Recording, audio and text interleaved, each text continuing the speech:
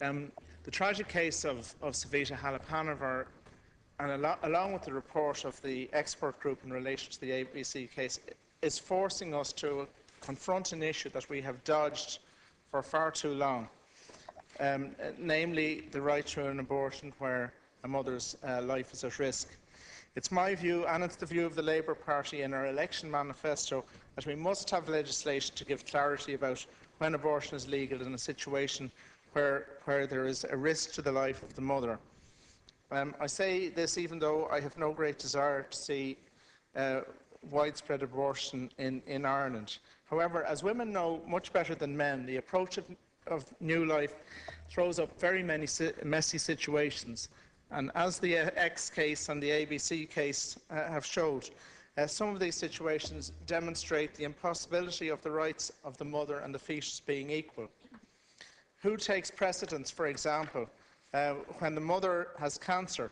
At what point can a medical practitioner say definitively that the life as distinct from the health of the mother is sufficiently at risk to necessitate an abortion? Is it not vital to protect the mother's life, most especially if there are other children to be looked after? In my view, it absolutely is.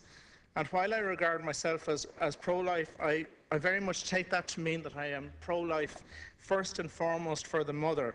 And if her life is at risk, then the mother should be entitled to whatever treatment she needs, including abortion. And we must, and I stress must, provide legislation to reflect this.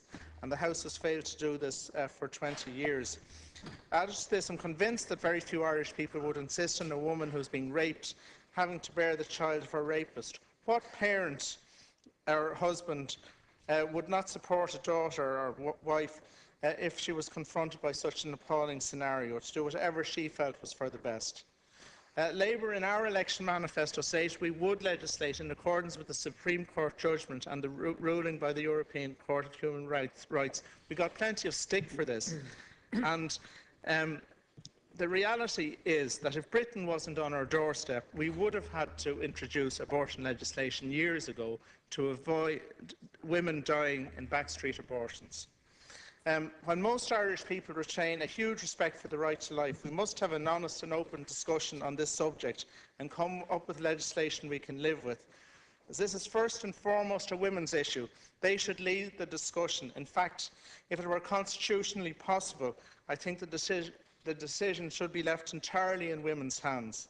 It is not a man's body that's on the line when carrying a new baby inside them. That's really why it should be left to women. Thank you. I call Deputy Anne Phelan.